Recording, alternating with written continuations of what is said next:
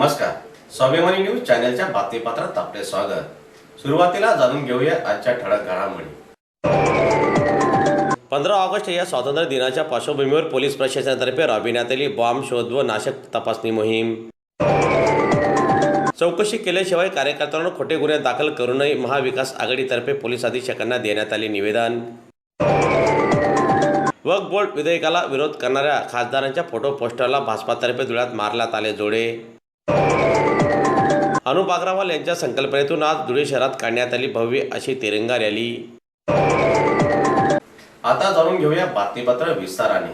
15 August या स्वातंत्र्य दिनाच्या पार्श्वभूमीवर धुळे जिल्हा पोलीस अधीक्षक यांच्या आदेशान्वये शहरासह जिल्ह्यातील विविध विभाग, शासकीय कार्यालय परिसरात, त्यात जिल्हा न्यायालय, तहसील कार्यालय, जिल्हाधिकारी कार्यालय यासह बस स्टँड, रेल्वे स्टेशन, सार्वजनिक ठिकाण आदी विभागाच्या परिसरात बॉम्ब शोध व नाशक पथकाच्या वतीने तपासणी करण्यात आली।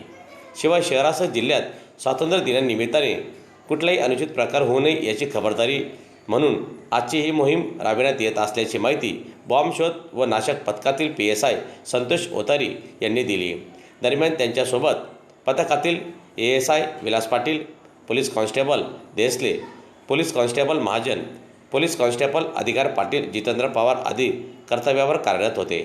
धुळे यांच्या आदेशान्वये धुळे जिल्हा बॉम्ब शोधक पथक हे 15 ऑगस्ट निमित्त विविध शासकीय ऑफिसमध्ये होणारे कार्यक्रमाच्या ठिकाणी आम्ही घातपात विरोधी पथक आज चेकिंग करीत आहोत। BDS पथक धुळे माननीय पोलीस अधीक्षक धुळे यांच्या आदेशान्वये धुळे जिल्हा घातपात पथक ही धुळे जिल्ह्यातील महत्त्वाचे ठिकाण, railway station, bus stand, court, tehsil office, महानगरपालिका, कलेक्टर ऑफिस येथील ज्या जागेवर 15 ऑगस्टचा कार्यक्रम संपन्न होणार आहे अशा ठिकाणी काही घातपात होऊ नये या दृष्टीने आम्ही आज चेकअप करीत आहोत। शिंदखेडा मतदारसंघात गेल्या अनेक दिवसांपासून पक्ष, संघटना व जनतेच्या समस्या जाणून घेण्यासाठी मी मतदारसंघात फिरत आहे। मात्र शिंदखेडा मतदारसंघाचे विद्यमान आमदार जयकुमार भाऊ रावल हे माझ्यासोबत पक्षाचे काम करीत असलेल्या कार्यकर्त्यांवर खोटे गुन्हे दाखल करून कार्यकर्त्यांना मानसिक त्रास देण्याचा प्रयत्न करीत आहेत। शिंदखेडा तालुक्यातील वायपूर गावातील राष्ट्रवादी काँग्रेसच्या अनेक कार्यकर्त्यांवर त्यांनी दरोडासारखे गंभीर गुन्हे दाखल केले आहेत। त्यामुळे शिंदखेडा तालुक्यातील शैक्षणिक, तरुण व कार्यकर्त्यांमध्ये भीतीचे वातावरण निर्माण झाले आहे। शिवाय सर्वच घटनेची पोलीस प्रशासनाने चौकशी केल्याशिवाय खोटे गुन्हे दाखल करू नये अशी मागणी कामराज निकम यांनी केलेली असून या संदर्भात आज जिल्हा पोलीस अधीक्षकांना भेट घेऊन त्यांना वरील मागणीसंदर्भात निवेदन देण्यात आले। दरम्यान यावेळी निवेदन देण्यासाठी कामराज निकम यांच्यासोबत काँग्रेसचे जिल्हा अध्यक्ष श्यामकांत सनेर, राष्ट्रवादीचे संदीप बेडसे, राष्ट्रवादी काँग्रेसचे जिल्हा अध्यक्ष जितेंद्र मराठे, भरत राजपूत, डॉक्टर नितीन चौधरी यांच्यासह ग्रामस्थ निवेदन देण्यासाठी मोठ्या संख्येने उपस्थित होते। च्या निवडणुकीच्या तयारीनिमित्त राष्ट्रवादी काँग्रेस पक्ष शरद पवार साहेबांच्या आदेशान्वये शिंदखेडा विधानसभा क्षेत्रात महाविकास आघाडीच्या गाव भेटीच्या कार्यक्रमात मी वायपूर गावाला गेलो असता तिथल्या स्थानिक कार्यकर्त्यांनी प्रचंड असा प्रतिसाद दिल्यामुळे 8 तारखेला कार्यक्रम झाला आणि त्याचा राग येऊन स्थानिक आमदारांनी त्यांच्या कर्मचाऱ्याला लावून वायपूरच्या तरुणांवर एक घातक असा गुन्हा दाखल केला। दरोड्यासारखा गुन्हा दाखल करून तरुणांना अटकवण्याचा प्रयत्न केला आणि तो गुन्हा शिंदखेडा पोलीस स्टेशनला दाखल झाला।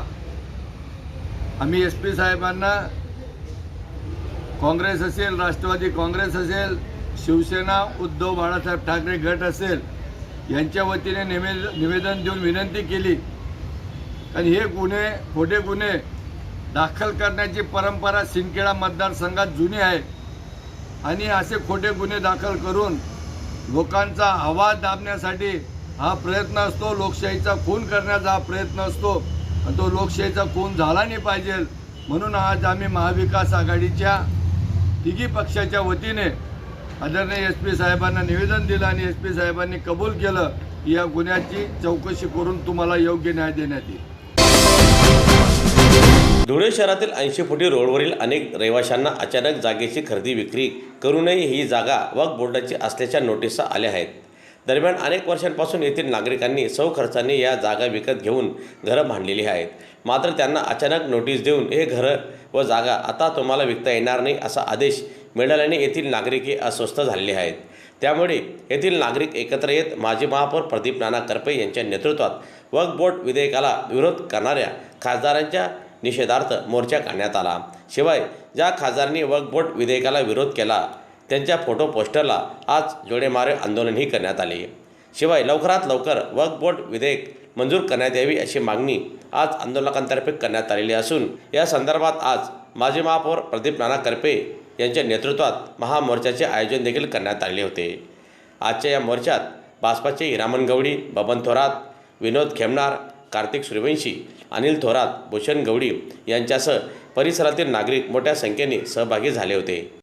2 ते 3 वर्षामध्ये 3298 घरावर वक्फ बोर्डाचं नाव आलं आणि या परिसरातील लोकांना माहीतही नाही की अचानक हे नाव कसं आलं.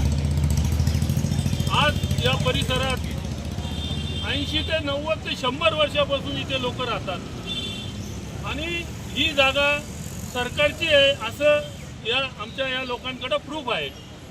तरीसुद्धा 60-70 वर्षापासून इथे खरेदी विक्रीचे व्यवहार होतात.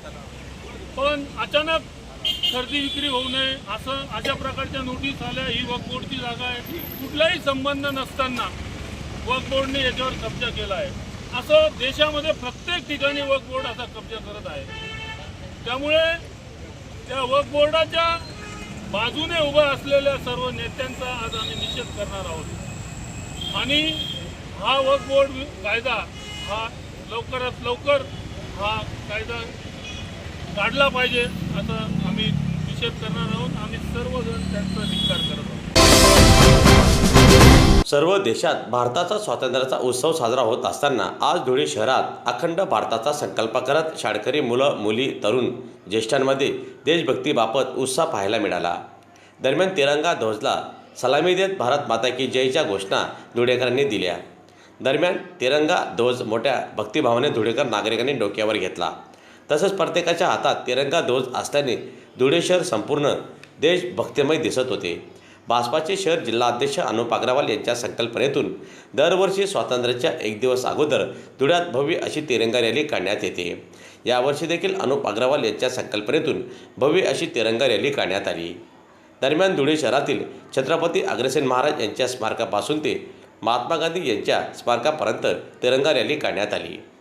रॅलीत धुळे शहरातील विविध क्षेत्रातील मान्यवरांसह पदाधिकारी, कार्यकर्ते मोठ्या संख्येने सहभागी झाले होते. अखंड भारत च्या आणि येणाऱ्या पूर्वसंध्येला 15 ऑगस्ट स्वातंत्र्य दिवसाच्या निमित्ताने 1111 फूट तिरंगा ध्वजची रॅली आपण या ठिकाणाहून अग्रसेन महाराज चौक ते गांधी पुतळा अशी काढत आहोत. दरवर्षी हा कार्यक्रम आपण ठेवतो. मोठ्या प्रमाणावर शाळकरी विद्यार्थी, कॉलेजचे विद्यार्थी आणि जनसामान्य लोक या रॅलीत सामील होतात.